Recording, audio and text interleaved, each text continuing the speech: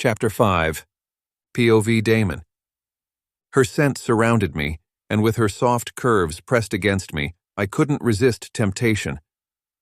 I lowered my head and brushed my lips against hers. It was supposed to be a gentle kiss, practically grandfatherly, before I pushed her away. That's what it was in my head anyway, until my lips touched hers. It was like the first spark of a raging inferno. Her lips molded to mine, and our mouths pressed against each other with unbridled hunger. I deepened the kiss, thrusting my tongue into her mouth. She stiffened slightly, like it shocked her, but then she relaxed against me again. With a surge of enthusiasm, she returned my kiss with equal fervor. She tasted like honey and sin, and I wanted to lick up every drop. I caressed her tongue with mine, gently following the sides and contours with the tip of mine. She moaned and pressed closer, further opening her mouth. With a hint of shyness, her tongue stroked against mine. It was light and maddening, yet completely intoxicating. I wanted to spend hours exploring the depths of her mouth before moving on to taste every inch of her skin. As sweet as her tongue was, I could only imagine how delicious her pussy would be. Yet it was that sense of hesitation and uncertainty that reined me in. It was a stark reminder of her youth and remaining innocence. She couldn't be a virgin, but she obviously didn't have much experience. I'd be a dirty old man if I took what she was offering, especially since she had a concussion. With a groan and a wrenching motion that was almost physically painful, I pulled away and rolled to the other side of the bed. "I can't, honey." She made a garbled sound, and she looked at me with passion-clouded eyes. It was almost enough to overcome my attempt to be a gentleman, because I was rarely the gentleman. The reminder that she had a physical impairment affecting her judgment hardened my resolve. I sat up and swung my feet out of bed, putting more distance between us. "How's your head?" She blinked and touched it for a moment, as though having trouble understanding why I'd ask her that.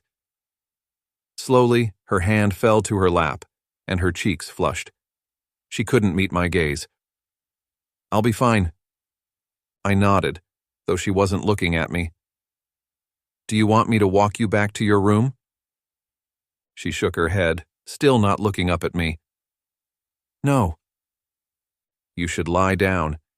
You need to rest, Phoebe." I kept my tone gentle, insistent, and slightly aloof. I sounded like someone who had his shit together and knew what he was doing. I gave every appearance of being avuncular and mentoring as I watched her get to her feet. She didn't look back at me, though she hesitated at the door for a second. "Good night, honey." I couldn't bite back the urge to use the endearment. She stiffened slightly, and it looked like she nodded, but the swath of hair blocking her face made it difficult to tell. She said something too quietly for me to hear before scurrying from my room. I waited a long moment before crossing the room and locking the door. I didn't want her returning because I was sure I wouldn't be able to send her away again. I leaned against the locked door, closed my eyes, and let out a low moan as I imagined her mouth against my own. It brought back all the sensations vividly, making my hard cock throb with need. With a harsh grunt, I slipped down my pajama pants far enough to slip my hand inside. I gripped my hard shaft and squeezed for a tick, imagining it was her hand. With a moan, I pumped my hand up and down my cock. It felt good, but I knew having her soft hand around me would be 100 times better. Her mouth would be 1,000 times better, and being inside her hot, tight pussy would be beyond comparison. With several rough motions of my hand, I coaxed forth my climax. The base of my spine tingled, and my balls tightened as I hovered on the cusp of coming. I closed my eyes, tipped back my head, and pictured her on her knees before me. Her mouth was open, and her eyes silently pleaded for my cum. With a hoarse shout I quickly stifled. I let go of all restraint, squeezed and pumped once more, and came harder than I had in recent memory. I'd been with several women doing any number of kinky things, but none of it was as intoxicating as the slightly shy kisses from the young woman down the hall. Just masturbating while imagining her was better than any of the recent sexual encounters I could recall. With another groan, this one of disgust, I stood up and went to the bathroom. I washed my hands, but didn't meet my own gaze in the mirror. It wasn't because I was ashamed of masturbating. I'd been doing it since I was a teenager, after all. I just hadn't had much reason to take myself in hand for many years. When I did, it was an occasional, quick release, but it didn't make me feel guilty. My guilt was strictly from my reaction to Phoebe. I didn't know her exact age, but she had to be half of mine or so. I shouldn't have let her get to me. It wasn't like I could blame her. The poor thing had a concussion and a lapse in judgment. I should have been strong enough to never press my lips to hers, to learn how she tasted. I shouldn't have the memory of how she felt in my arms imprinted in my mind with such vivid clarity. I certainly shouldn't have been so out of control that I had to jerk off like a callow youth the moment she was gone. I finally looked at my gaze in the mirror and shook my head. I couldn't let that sort of thing happen again. It wouldn't be an issue. She'd be out of my life as soon as she recovered from her concussion and was safe enough to be alone, since she was too stubborn to stay in the hospital. Maybe I'd check in on her occasionally, but it would be through a third party, like my security team, and she'd never know. I wasn't going to be part of her life in any way. She surely wouldn't want that, and she'd be horrified if I tried to insert myself into any facet of it. I was too old to act like this. She was young and tempting, but I was jaded, experienced, and in firm control of myself and my decisions. I could be attracted to her, and I was, and even indulge in an intensely sexual fantasy without revealing that to her. I was sexy and rich, but I was still old to her, and she'd likely be horrified about what had happened when she was in her right mind tomorrow. Any hint of interest on my part would only compound her dismay. I'd send her on her way in the morning after assuring myself she was okay. She'd barely remember me in no time, and I'd put her out of my mind. This brief interlude would become a distant memory. I wouldn't think about Phoebe again after she was gone. I went to bed, firm in my resolve. As I tossed and turned, trying to find sleep, I knew I was fooling myself.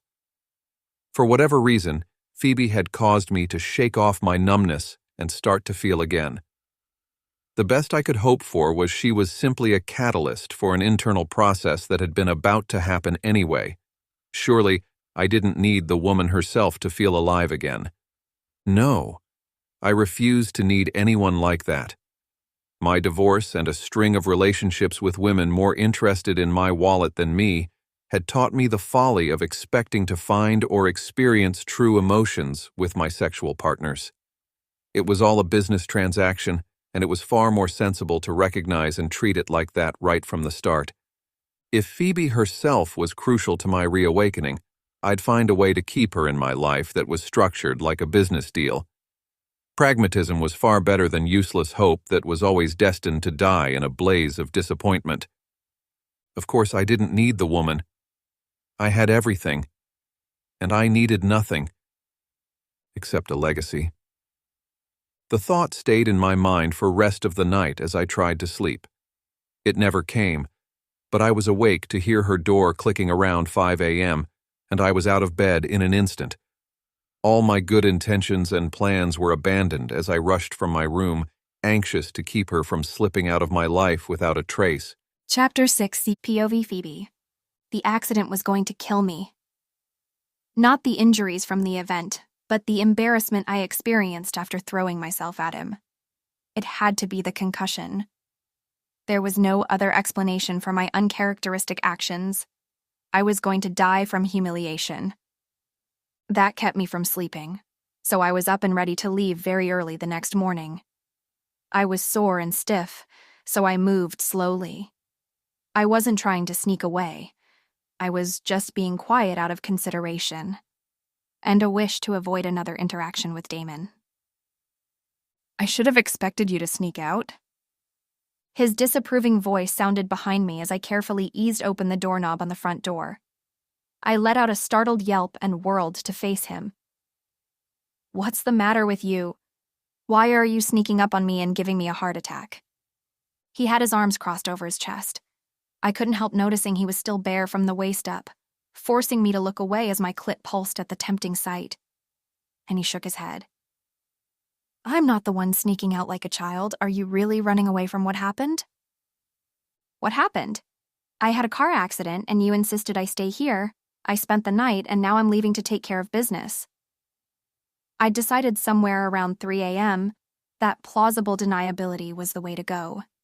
I'd just pretend I didn't remember crawling into his bed. If he were a gentleman, he'd go with that. He let out a bark of laughter. You left out the part where you slipped into my room. So not a gentleman. That's a terrible thing to say. I turned from him, not confident I could maintain a lie if he looked me square in the face. It was one of the ways my mother always knew I was trying to fib, so she'd had an easy time breaking me of the habit when I was younger. I have to go now. To handle business. He sounded mocking. What kind of business needs to be addressed at 5 a.m.? My business. Without another word, I walked through the door and slammed it behind me. I made it to the elevator before glancing back. I was surprised he wasn't following me, and then a surge of disappointment hit me. I grimaced at the emotion and stabbed the elevator button with more force than necessary. Once inside the lift and heading down to the bottom floor, I seethed a little at my own reaction.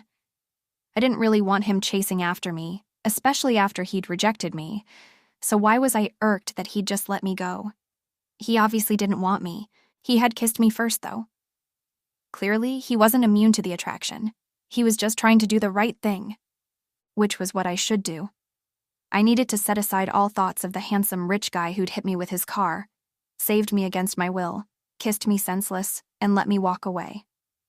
There was zero chance of me seeing him again, since I had no intention of litigating. He'd saved me from the mugger, if in an unconventional and unintentional way. I was happy to forget all about everything. Splurging on a taxi to avoid the long walk in my current pain state, I returned to my crummy apartment. It was a cheap studio I shared with another girl. Chelsea worked as a flight attendant, so she was rarely home. She just wanted to have an address in the city, and she slept there maybe 4 nights a month. She was a considerate roommate, and I'd lucked out, because even though it was a crappy apartment in a questionable neighborhood, I couldn't afford it on my own and cover all Tabitha's extra expenses. Chelsea wasn't home, and I hadn't expected her to be. She was on the Paris route this month, so I'd see even less of her than usual. I had the place to myself and started stripping off as soon as I locked the door behind me. I soon ran some hot water and folded myself into the small tub. That was one thing I regretted. I should have used his huge tub in the ladies' suite's bathroom while I was at Damon's place. It would have been a lot more comfortable than this one. I stayed in until the water cooled, feeling some of the aches and pains lessen in the hot water. I knew I wouldn't be able to dance for a few days between the limited mobility and bruises. The best I could hope for was some pity from Jack, who owned the club. He might let me wait tables for a few days while I recovered. If my luck really held, he wouldn't rotate me back to serving drinks and give one of the servers waiting for her shot to dance the opening. I'd made less than half waitressing as I did when dancing. The odds of Jack being charitable weren't great. I'd gotten my spot as a dancer after serving for months when one of the girls broke her ankle in 4 places. She had to have a complicated surgery and months of rehab, making it impossible for her to work at all. I was hoping since my situation would be better in a few days and I could serve drinks in the meantime, he'd hold my spot. The idea of having to find another club or go back to working 3 jobs brought a lump to my throat. I blinked back tears for a moment and then let them fall. What did it matter? There was no one there to see me fall apart. And after the night, week, decade I'd had, I deserved a cathartic release. Once the last one fell, I fastened on my imaginary and tattered cloak of scrappiness, knowing I couldn't give up. Tabitha depended on me, though I didn't know how well she really knew or recognized me. She always smiled when I visited, and though Angelman syndrome always made her seem happy, I thought there was a difference in her smiles when she saw me, so I assumed I meant something special to her. She certainly meant a lot to me, being the last of my family and my baby sister. With her happy demeanor, she was impossible not to love. even if it was the disease giving her the appearance of someone constantly pleased. I'd seen the struggles too, and the sacrifices from my parents. So how could I do anything but my best for her as well? I'd spent more than an hour in the tub, and it took me almost a half hour to dress in joggers and a t-shirt with a hoodie. I was really feeling the pain now and wondered if taking a hot bath had been a good idea. Wasn't there something about avoiding heat for some time after an injury due to inflammation? Too late now. When it was almost 8, I gathered my things and left the apartment.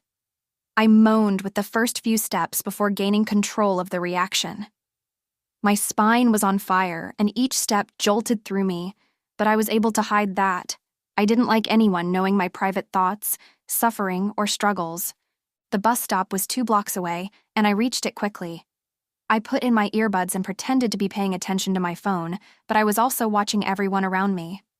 It was the kind of neighborhood where one wouldn't necessarily be targeted, but letting down my guard would make me a target. I looked up at a flash of red and cursed under my breath as the sports car halted in front of the bus stop a second before Damon slid out. He wore jeans with a black turtleneck sweater and looked casual. And sexy as hell. My mouth went dry, but I still glared at him as he got closer. "What are you doing here?" He gave me a cocky smile. "I'm here to make sure you're okay." I rolled my eyes. "You're crossing the line from concern to creepy stalker, dude." He just chuckled. Sure. I wanted to make sure you got home safely, but I didn't know where that was. I had to wait until a decent hour to call Ian, my head of security, to find that for me. I was on the way to your apartment when I saw you at the bus stop. I didn't know what to say. You're not making me see you as any less of a stalker. Damon strolled closer. I outsourced the stalking, so that makes it okay. I wanted to continue to be angry, but that caught me by surprise. A giggle escaped me, and I reluctantly relaxed. I really am fine. You don't have to keep checking on me. He sat down beside me on the bench like he did it every day. I had a feeling he'd never waited for a bus in his life, but he seemed right at home, aside from the gold Rolex on his wrist. I have to be certain of that. You're still in the danger zone for your concussion. I would have argued, but he was right, and I was clinging to it as the explanation for my behavior last night. I guess that's true. Let me buy you breakfast. I have things to do. He shrugged. Okay, let me take you to do your things, and then I'll buy you brunch. I cocked my head. I don't understand you. He arched a brow.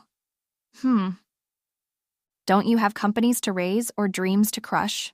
Why are you wasting your time on me when you must have a million more important things to do? He smiled. Nothing else seems important these days. It was a cryptic answer. Come on, what do you say? I heaved a sigh, thinking of the 4 bus transfers I'd have to make to get to Berkshire. Skipping that process would be a relief, but he'd have questions. I didn't have to answer them, of course, but it would be polite to explain. Surely I could find a balance between the truth and the stark truth.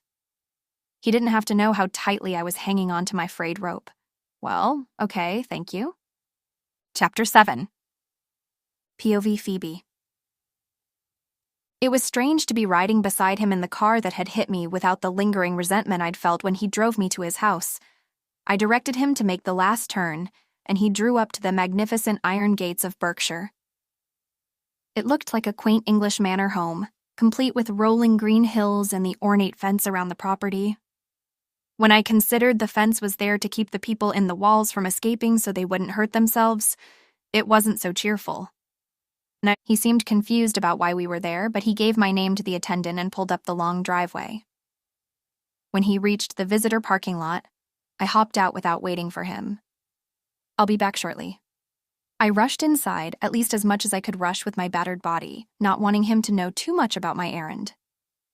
I entered the main office, and the receptionist gave me a sour look.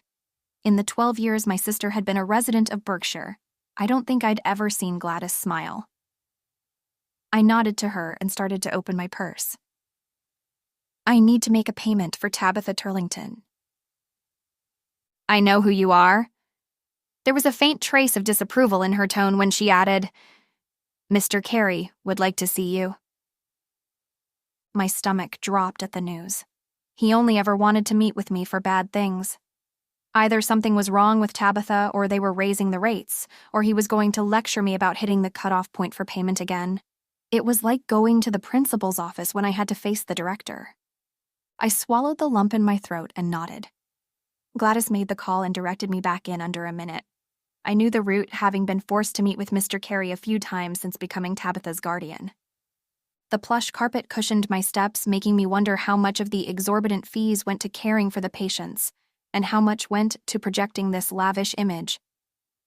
The director's office was elegant and filled with polished furniture that was probably from some rare and expensive lumber, which did nothing to assuage my certainty they could operate with a scaled-back budget. Normally, he was brusque, but this time he surprised me by giving me a warm smile. Hello, Phoebe. I frowned. He'd never used my first name before.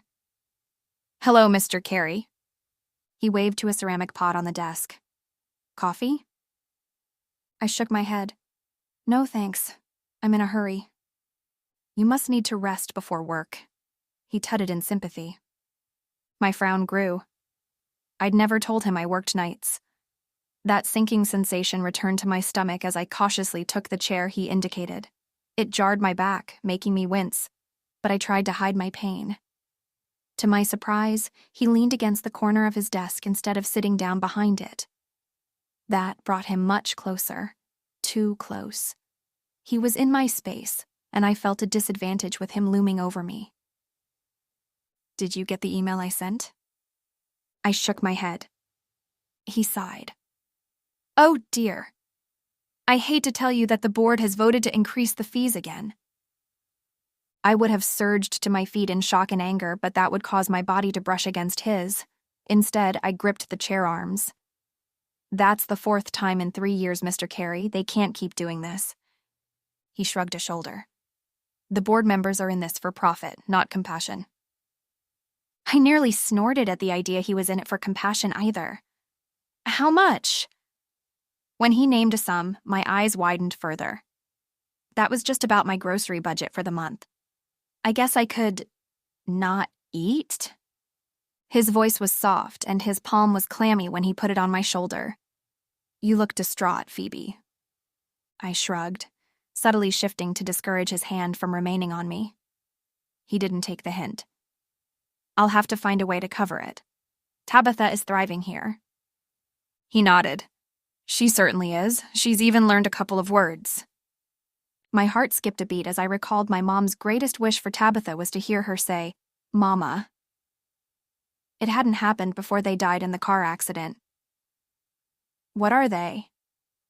TV and chair. I let out a shaky breath. That's still something amazing. She'd been nonverbal until now, so I wasn't discounting her achievement. Do I need the extra money today? I hoped not, because I had about $3 in cash above the payment due, plus what was in my checkbook, reserved for my own utilities, but I'd have to suck it up if the raise was effective immediately. Not until next month.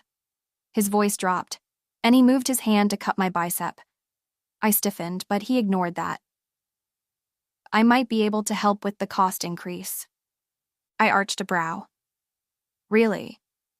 I was mildly hopeful, but I wasn't really optimistic. How could he get one patient's fees reduced? I didn't think the offer was genuine. I'd be willing to cover the difference myself. He started to caress my skin with his fingertips. I tugged my arm free. How kind of you. Why?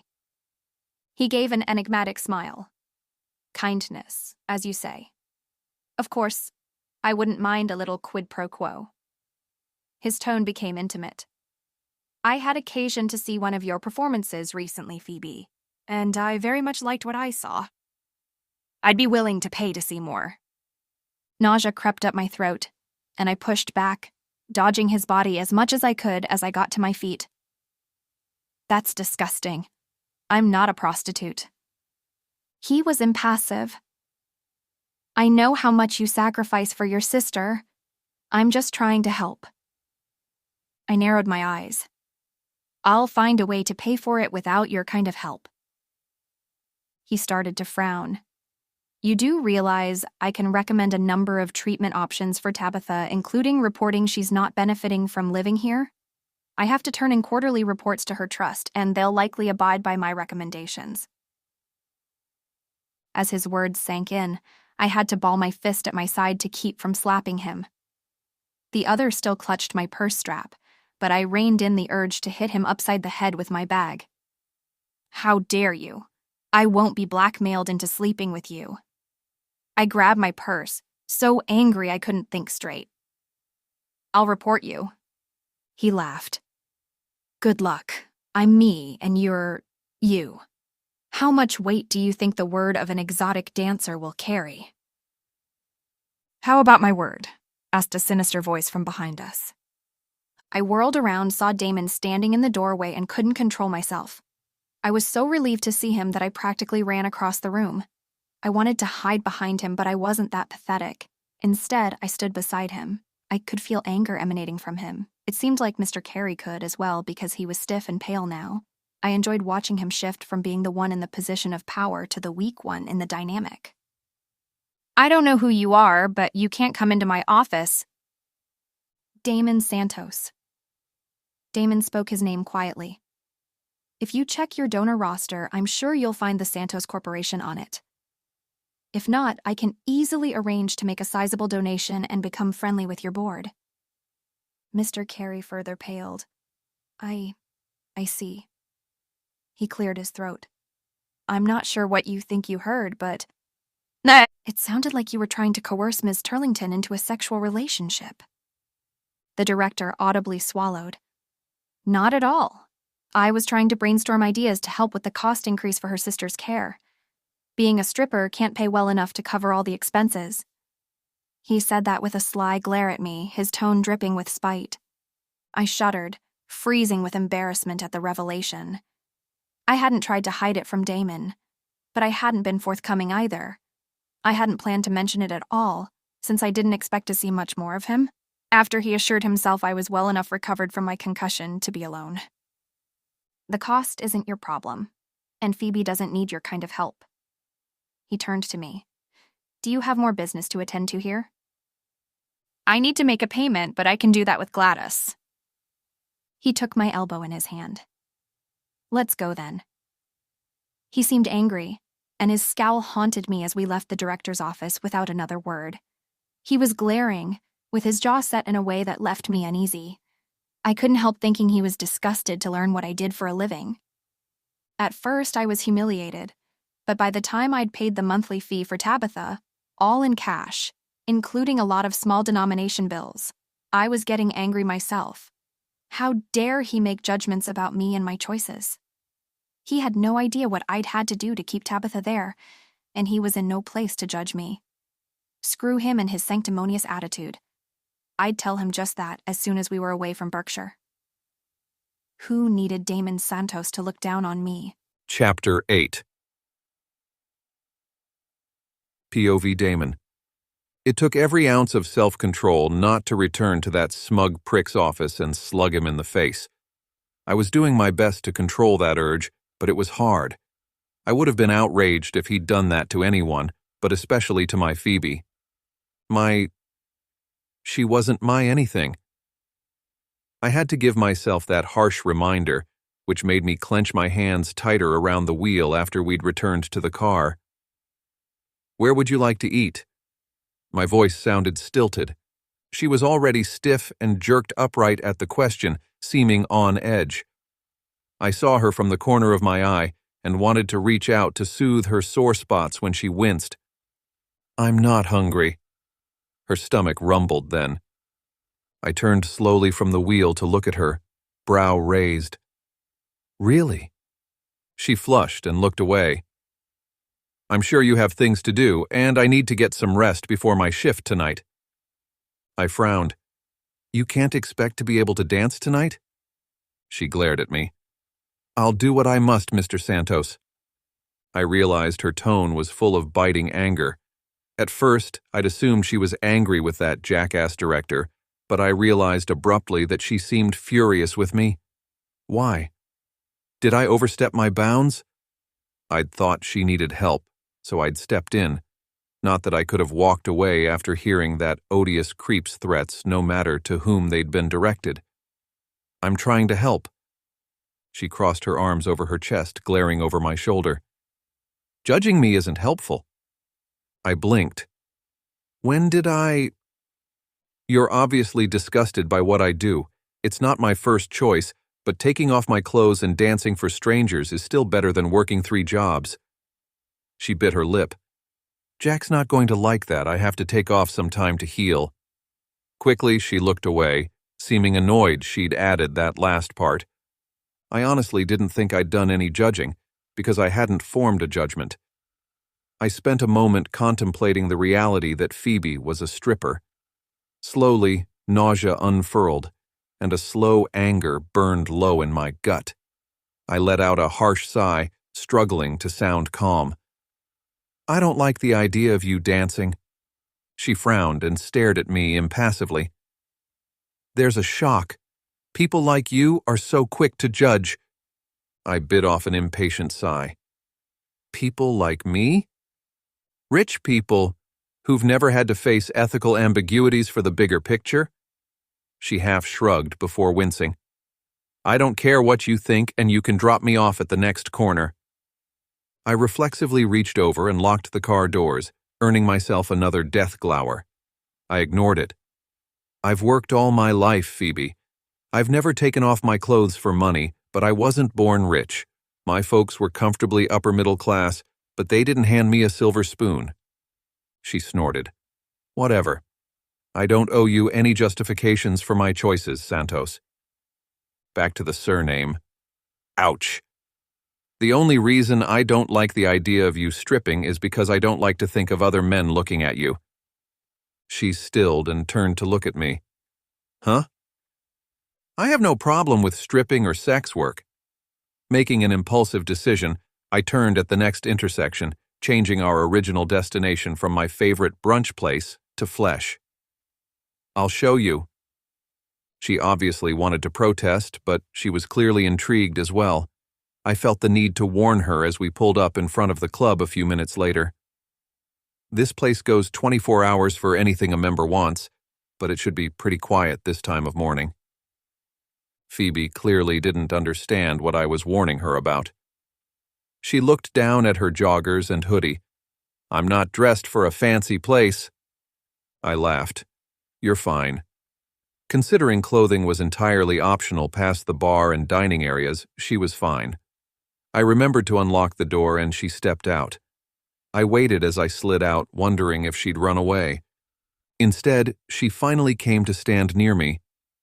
I could have taken her hand, but I didn't. I figured she'd wave it off, and I was also afraid I'd like even that innocent touch far too much. My thoughts were veering toward dangerous territory with this young woman. I held out an arm for her to precede me. She did after a hesitation, and when we reached the black door with the golden apple embossed on it, she arched a brow. What is this place? I shrugged. The apple? Original sin. I placed my palm on the apple, which was also a biometric reader, and the door opened with a small hiss. Come on. She hesitated, looking uncertain. Perhaps she thought I planned to take her somewhere and lock her away, to serve my every kinky whim. Despite how my cock twitched with immediate pleasure at the idea, I restrained myself. It's safe, I promise. I half expected that to not be enough to reassure her, so it was a surprise when she stepped through. I followed her inside, viewing it through new eyes. Right now, Flesh was just a classy establishment decorated in leather, dark wood, and a gleaming hint of brass here and there. She started to relax as I took the lead. We exited through the hallway and into the main area. This was the bar, but I wanted to feed her, so I directed her to the other side and through a different door. Dana greeted us to my surprise. I frowned. Shouldn't you be home by now? She gave me a tired smile, and the mask wasn't there today. It wouldn't be, since she was serving in the dining room. Normally, but one of the girls called in sick. The work of a manager is never done. I smiled in sympathy as I put a hand on Phoebe's lower back to lead her to the table Dana indicated. I could sense her discomfort when I took the seat beside her in the booth instead of sitting across from her. I wanted to assure her I wasn't going to eat her up like the big bad wolf, but red was my favorite color, and she was awfully tempting. "Would you like to start with mimosas?" asked Donna. "Yes, please." "Water," said Phoebe, seeming tense. She didn't relax even as Dana moved away. She probably knows exactly how much my outfit costs. I appreciate you trying to feed me out of whatever misguided sense of guilt is bothering you, but I'm much more a Denny's type of girl. I smiled. I predict Flesh is going to have a better menu than Denny's. I handed her one of the leather-bound menus, though I knew it by heart. She took it and read for a moment before her head lifted. Flesh? That's a strange name for a restaurant. I grinned. Yes, but it's perfect for a members-only sex club, Phoebe. What? She hastily reached for the water Dana set on the table right then, downing half in a long gulp. What? She asked again, sounding shocked beyond reason. I turned to Dana. Would you please reassure Miss Turlington that I have no moral problem with anyone selling their body, or just the illusion of doing so, like a performance, Dana? She looked briefly surprised but quickly regained a composed expression. Sure. Miss Turlington, I know firsthand that Mr. Santos doesn't mind sex work and is very open-minded. The last part was delivered with a knowing chuckle. Phoebe choked on the other half of her water, and Dana made herself scarce. When she could breathe again, she glared at me. Why have you brought me here? To prove the point that I don't care if someone is a dancer, a whore, or paid to cater to members' fantasies in this club. There's only one reason I don't like you being a dancer. Her gaze narrowed, and she seemed to be bracing herself. Why's that? Because the thought of other men seeing your naked body is making me jealous. I delivered the truth calmly, though there was a bite in my tone. Let's just say, that's not an emotion I'm accustomed to feeling for anyone. I want you, and I don't want anyone else to have what's mine. I looked at her menu. If you like salmon, they make an exquisite smoked salmon Benedict here. Chapter 9, POV Phoebe. I stared at him for a long moment, rendered speechless. You can't! You didn't want me last night. He laughed. I knew you remembered that. I flushed and looked away, hastily selecting something from the menu and giving my order to Dana when she reappeared. She was a perfectly put-together blonde woman in her late 30s, though cosmetics took off a good 10 years. Her evident tiredness added 5 more, but she was still sophisticated and beautiful. That was the kind of woman Damon should want. My eyes narrowed as I recalled her words. Have you slept with her? I grasped hold of his forearm when I asked. He winced, gently prying my nails from his skin. I guess I'm not the only one with some jealousy issues. I tossed my hair. Don't be absurd, I'm just curious. He laughed. Sure you are. I did, though. Sleep with her? No sleeping involved, and it was a long time ago, but I was referring to last night. I did want you. I do. I was just trying to be a better man. I slowly arched a brow. You rejected me to be a better man? He nodded, seeming convincing. So, why the confession now? You're no longer half-addled from a concussion, and I don't think I can pretend to be a good man right now. Not with you. He put his hand on my thigh, and it was distracting. I can't pretend that the idea of me taking you to one of the rooms deeper in this facility right now isn't making me hard. I swallowed, looking down reflexively, though I couldn't see his crotch from my vantage point. If I reached out, I could feel it, though. I hastily jerked my hand closer to my body. I had a concussion. I wasn't thinking straight. He sighed and let go of my thigh with clear reluctance. Probably not, which is why I hadn't planned to tell you any of this. Why did you change your mind? You seem to think I cared that you're showing your body. I wanted you to know I'm not making judgments about that. I just don't like the idea of strange men staring at you, thinking about making you the rest of the way naked, touching you. His expression grew darker, and his fingers tightened so much on the stem of the crystalware with his mimosa that I was afraid it would snap. You don't even know me. No, I don't, but I want to. I want to know all about you. He loosened his hold slightly and brought the glass to his lips. The big and the little. I'd like to hear about your history and your... sister? I nodded confirmation. I'd also like to know how you ended up doing it all alone and... He trailed off, waiting for Dana to bring our orders before speaking again once she'd moved away. I'd like to know exactly how you sound when you come. I swallowed, not sure if I was alarmed or seduced by his words. Definitely a little of both.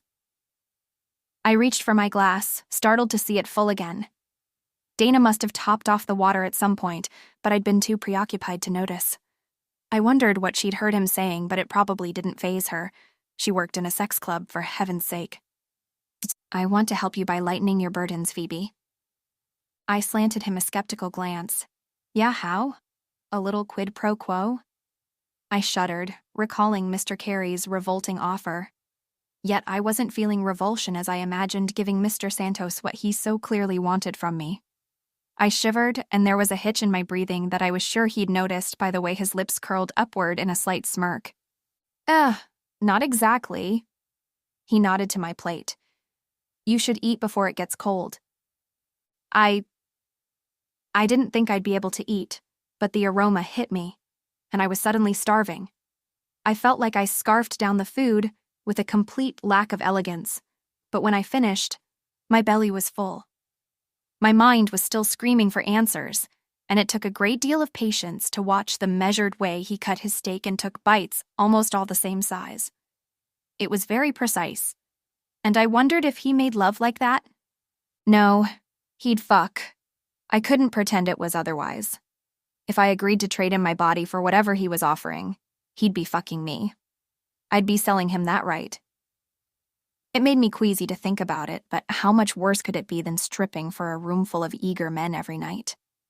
True, they could only look and he'd be touching, tasting. I shifted slightly and bit my lip in an attempt to bring my focus back to the matter at hand. What is it you want from me? Exactly, I mean? I braced myself for a litany of perversions and kinks, and I knew I'd seriously consider all of them. The offer was too tempting, and it would buy me so much room to breathe. I might get a little time to think. Maybe even be able to take up a trade or go to school so I could have another way to pay for Tabitha's care when I ran out of whatever obscene amount he was going to offer me. I shied away from thinking about it as prostitution. I wasn't selling my body to multiple men. No, just renting it to one, who'd walk away when he'd gotten his fill. That part made me jerk in my seat and cast doubts on my ability to go through with this. Would my emotions make it through unscathed? I could handle the sex, though I'd have to warn him I was a virgin. Unless he wanted something truly perverse, surely I could get through anything to make life easier in the long run.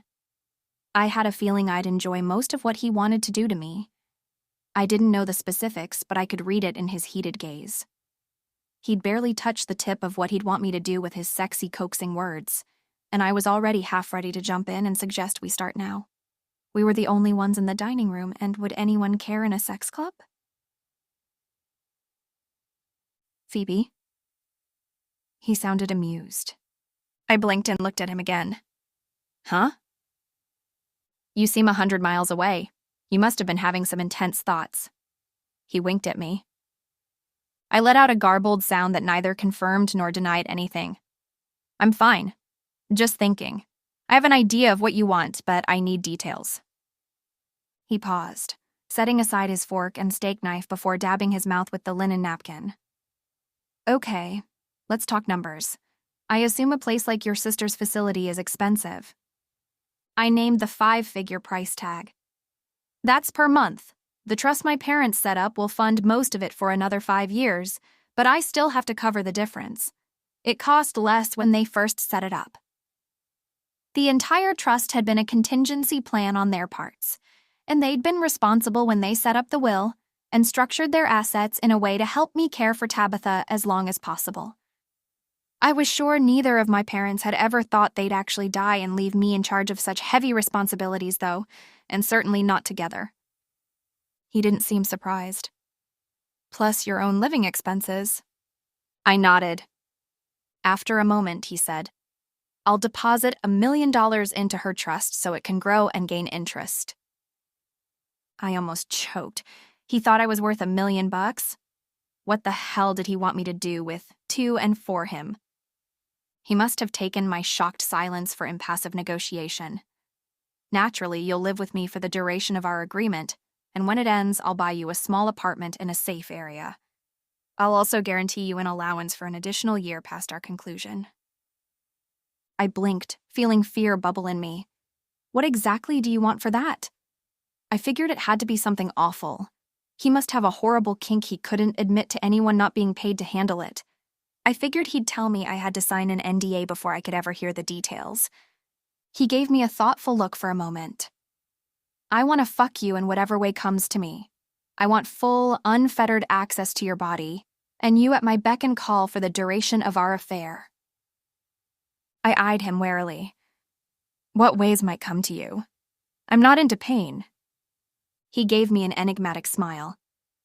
I have a feeling you've never tried it, Phoebe, so can you really be sure? I flinched. His tone softened. I'm just teasing. If you want to play, we can play, but I'll admit the whole BDSM thing bored me after a short time. I don't want anything too kinky from you, but I'm asking for something you probably won't give me. I clutched my purse on my lap. What? Here it came. The punchline to this cruel joke that would let me know I'd been fate's plaything again and it had all been too much for me. Or maybe it had even been a joke on his part. Yet as I looked at him, I saw no sign of amusement. He just seemed serious, intent, and perhaps even a little hesitant. Damon, I asked after a moment, needing to know everything. I want a baby. Chapter 10. POV Phoebe. I stared at him in shock for a half a second before I nudged against him to let me out. Move! He frowned, not budging. Calm down. I shook my head, furious with him, and whatever about me made him think I'd be okay with such a fucked-up request. Get out of my way, now. My tone was a little shrill. Instead of moving, he grasped my hand under the table. Just calm down and listen. I'd never do something so vile. What makes you think I'd ever have a child to hand over to a pedophile? His eyes widened, and then his own cheeks flushed with anger. That's disgusting. He glared down at me. That wasn't what I meant at all. I want a legacy. I have no family, and I don't want a wife. I want to have a child in the near future. And you need help with your sister.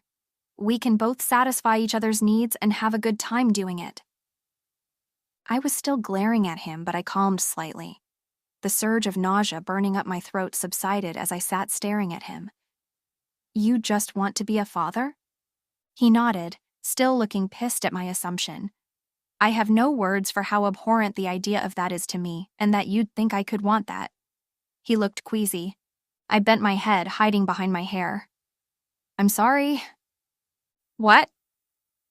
I lifted my head, projecting more forcefully. I'm sorry. I had my head in a weird space. I was expecting you to ask for something really gross and beyond the boundaries of normal, something sexual for the amount you're offering, and it didn't occur to me you meant it in a different way. I hesitantly touched his arm. There's nothing about you that makes me think like that now that I've calmed down. I didn't mean to upset you. You pissed me off, but I'm not upset. I'm not disgusting. I just want a business arrangement, though with some side benefits. He slowly relaxed, reaching for his drink again. I don't usually mix business with pleasure, but I think it's essential to this kind of deal. What about artificial insemination? I blurted. He grimaced. I'd consider it if I found the right candidate for motherhood but had no attraction to her, but it feels too cold and sterile. I'd like my child to be a product of passion. But you want me the mother to just walk away and disappear? He shrugged. I'm sorry, but yes. I don't want another wife. I have an ex, and she's enough to convince anyone to swear off it. I just want a child, and I want to have fun making him or her. As lovely as you seem, I'm sure to be tired of you well before the baby's birth, and I don't want any miscommunications or unrealistic expectations. I angled my chin at him, feeling a surge of anger. I just disappear after handing over my baby, and I'm not supposed to have any feelings about that? He surprised me with a tender smile. Of course not. I'm sure it will be devastating for you. Hormones, oxytocin, carrying someone inside you, and then leaving. It'll mess you up, and I'm happy to include counseling in the offer. I fully expect you to have a host of emotions about giving up a child. I just don't want you falling in love with me. I eyed him through my lashes, nose curling. There's absolutely no chance of that. Right then, he was irritating, blindly self-consumed, and the arrogant billionaire I'd expected him to be upon first meeting. How blind could he be to ask me to give him a baby? Like I could just surrender. I sighed.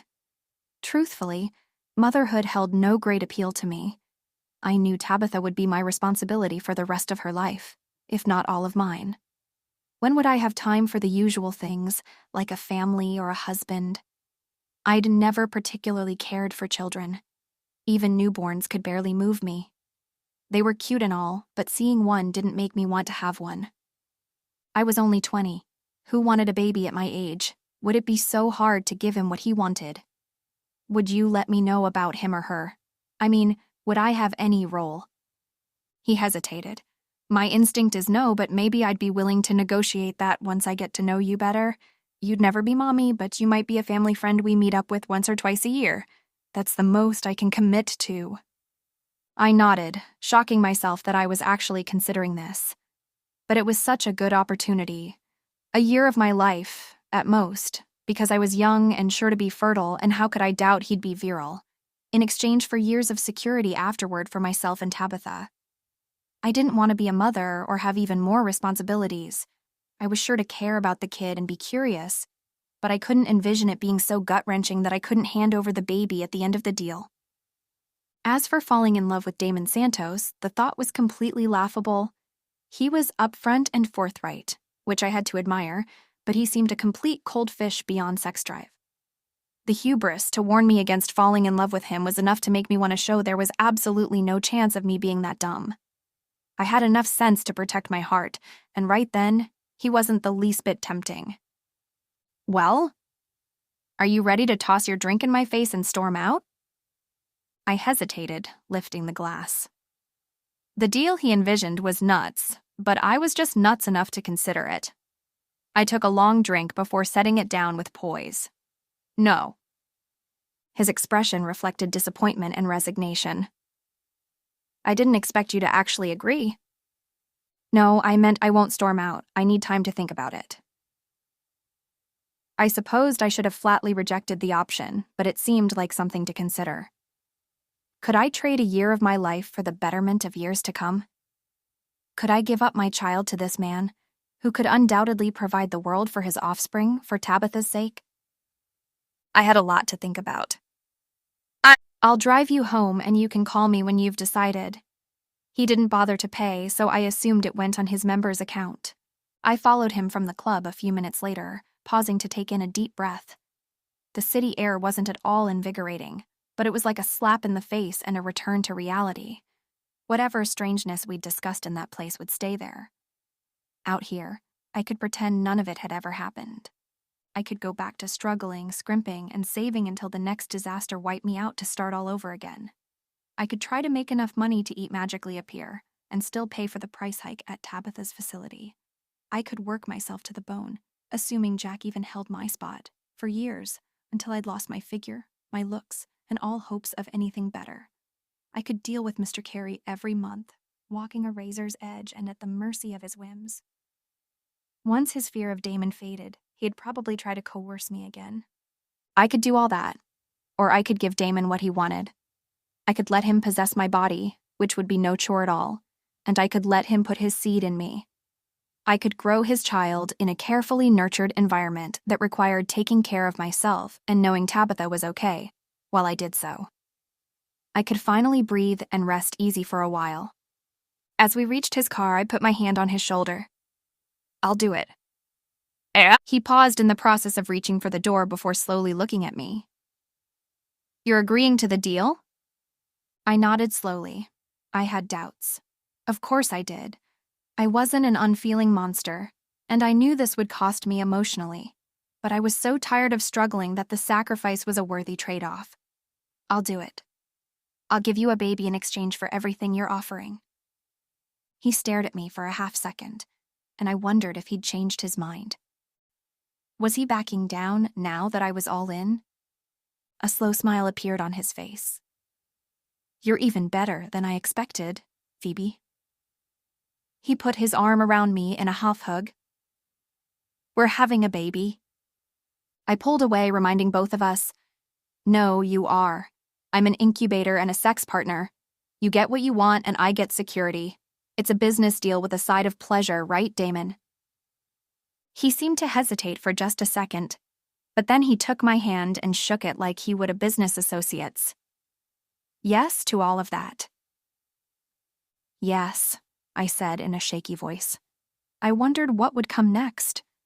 Would he sweep me to one of those rooms he'd mentioned to start working on our project right away? Or would he wait until we got back to his place? I shivered with anticipation as I waited to see our next move.